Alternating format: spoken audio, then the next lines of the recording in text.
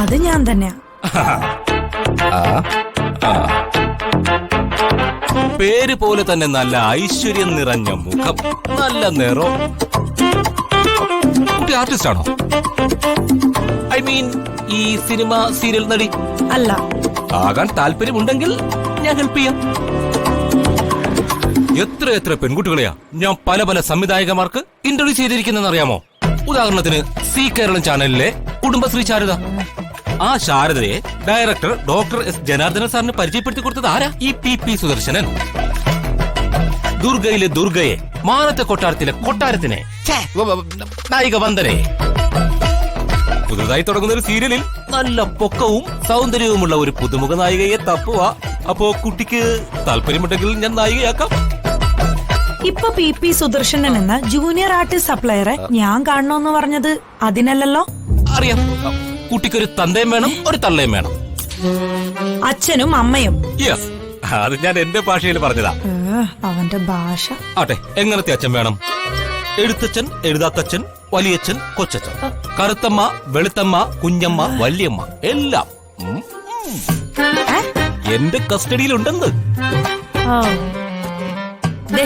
ഇതുവരെ ഒരു സീരിയലിലും സിനിമയിലും വരാത്ത, ആര് കണ്ടാലും മുഖം തിരിച്ചറിയാത്ത അന്തസ്സും കുലമഹിമയുമുള്ള ഒരു അച്ഛനും അമ്മയാണ് എനിക്ക് വേണ്ടത്.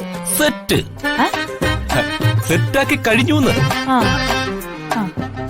അഭിനയം പെരുടെ കഴിഞ്ഞ അപ്പൊ തന്നെ ശമ്പളം കൊടുക്കണം. നാളെ ആകട്ടെ, പിന്നെ ആകട്ടെ, മറ്റന്നാളാകട്ടെ, അങ്ങനെയൊന്നും നടക്കുന്ന കേസൊന്നുമല്ല. അതൊക്കെ ഓക്കെ.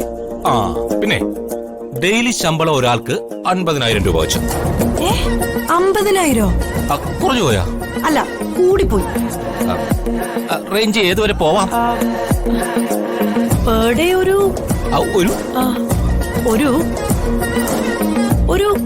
2,000-2,500. എങ്കിൽ ഏതെങ്കിലും കൂതറ അച്ഛനും അമ്മയെ കിട്ടൂ. അതൊന്നും പറ്റില്ല. എന്റെ സ്റ്റാൻഡേർഡിനനുസരിച്ചുള്ള അച്ഛനും അമ്മയും തന്നെ എനിക്ക് വേണം. 2,500 രൂപയ്ക്ക് ഇങ്ങനെയുള്ള അച്ഛനും അമ്മയ്ക്ക് കിട്ടത്തുള്ളൂ. അല്ല, പി സുദർശനനെ ഞാൻ പേഴ്സണലായിട്ട് ഹെൽപ്പ് ചെയ്തോളാം. അത് പറയണ്ടേ?